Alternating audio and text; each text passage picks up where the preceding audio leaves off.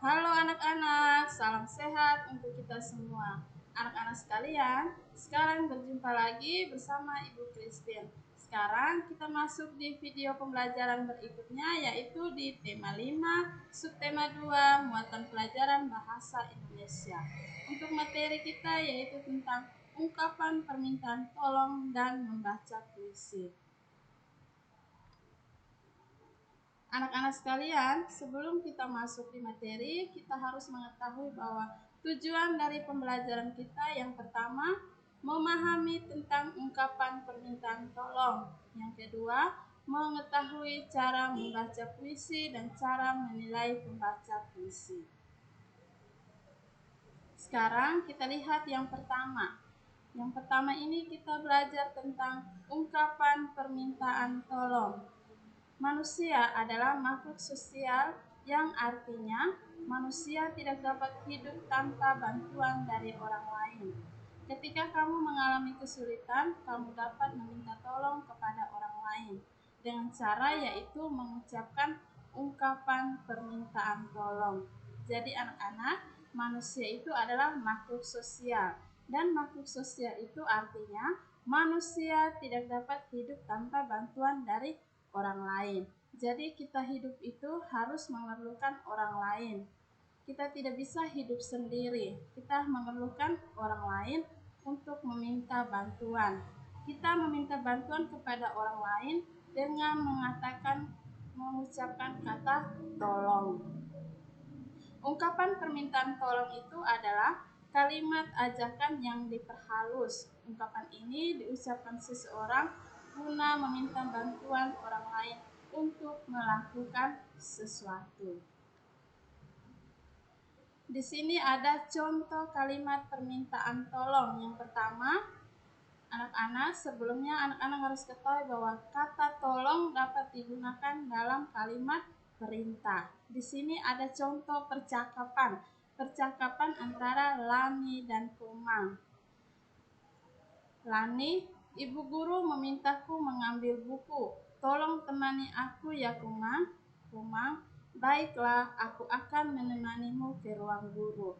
Nah, di sini ibu guru meminta Lani untuk mengambil buku dan Lani meminta Komang untuk menemaninya. Jadi Lani mengucapkan dengan kata tolong.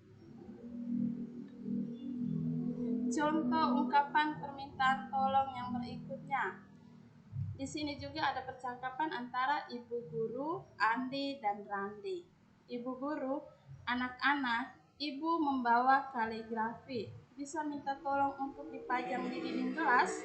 Andi, bisa Bu, saya yang akan melakukan pekerjaan ini.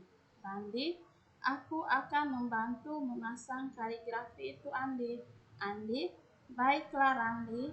Nah, ini juga adalah contoh percakapan tentang ungkapan permintaan tolong. Ibu guru meminta tolong kepada Andi untuk memasang pajangan kaligrafi. Di sini ibu guru juga mengucapkan dengan kata tolong. Anak-anak, saat meminta tolong, kamu harus mengucapkan permintaan tolong dengan kata yang lembut dan santun dengan kata tolong. Tujuannya itu agar orang yang diminta tolong mau membantu dengan senang.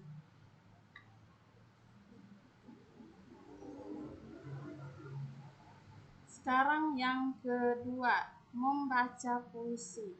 Saat membaca puisi, harus memahami makna dari setiap kata di dalam puisi tersebut dan juga perlu memperhatikan artikulasi, intonasi, dan ekspresi.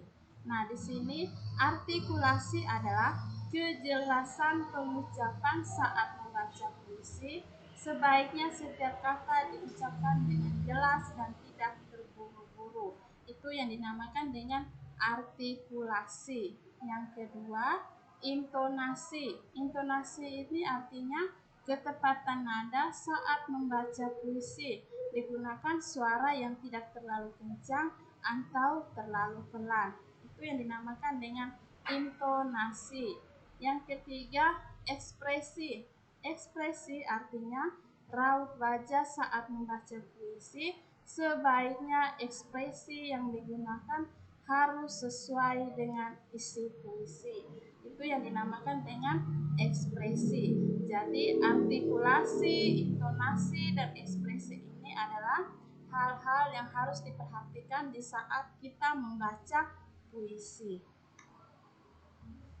Yang berikutnya, menilai pembaca puisi. Kita dapat menilai pembaca puisi dengan cara memberikan tanggapan dan saran.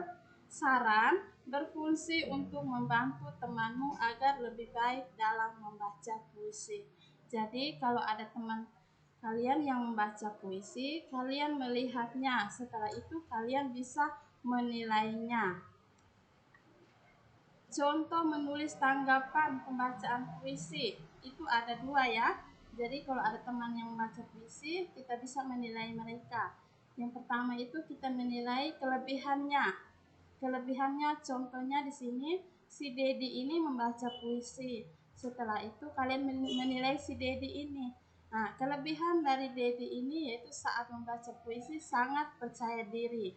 Nah, kalau kekurangan dari si Dedi ini, pelafalan yang diucapkan Dedi kurang jelas. Dedi terlalu cepat membacakan puisi. Ini adalah contoh menulis tanggapan pembacaan puisi, yaitu kita harus menilai kelebihan dan kekurangannya. Yang berikutnya, menunjukkan makna kata pada puisi. Setiap kata-kata dalam puisi memiliki makna. Untuk mengetahui makna kata, kamu dapat mengetahuinya dari kamus atau bertanya kepada guru dan orang lain. Jadi dalam puisi itu memiliki kata-kata yang memiliki maknanya. Dan maknanya itu kita bisa cari di kamus atau bertanya kepada guru atau orang tua. Contohnya, anak-anak sekalian, sekarang ini di sini ada contoh puisi yang berjudul Petir karya Suprida. Nah, anak-anak bisa lihat ini adalah puisi dan dalam puisi ini memiliki makna yang Ibu Guru garis bawahi yaitu kata jendela, menyeramkan dan menggetarkan. Nah, kata yang digaris bawah ini kalian bisa cari makna katanya. Makna katanya yaitu jendela. Yang pertama kita lihat kata jendela ya. Jendela makna katanya yaitu lubang yang dapat diberi tutup dan berfungsi sebagai tempat keluar masuk udara. Itu yang namanya jendela. Yang kedua, menyeramkan. Menyeramkan itu artinya suatu hal yang menakutkan dan mengerikan. Yang ketiga, kata yang digaris bawahi yaitu menggetarkan. Menggetarkan itu makna katanya yaitu suatu hal yang menimbulkan rasa takut dan gelisah. Itu adalah makna kata dari kata jendela, menyeramkan dan menggetarkan. Baik anak-anak, untuk materi kita tema 5 subtema 2 sudah selesai. Ibu Guru harap kalian bisa memahaminya. Untuk berikutnya, Ibu Guru akan memberikan penugasan. Untuk penugasannya, Ibu Guru ambil dari buku MBP halaman 50, bagian B nomor 1 sampai nomor 5. Kerjakan di buku tugas bahasa Indonesia. Anak-anak bisa mengerjakan dengan menulis soal dan jawabannya. Oke anak-anak, tetap semangat dan belajar terus. Terima kasih.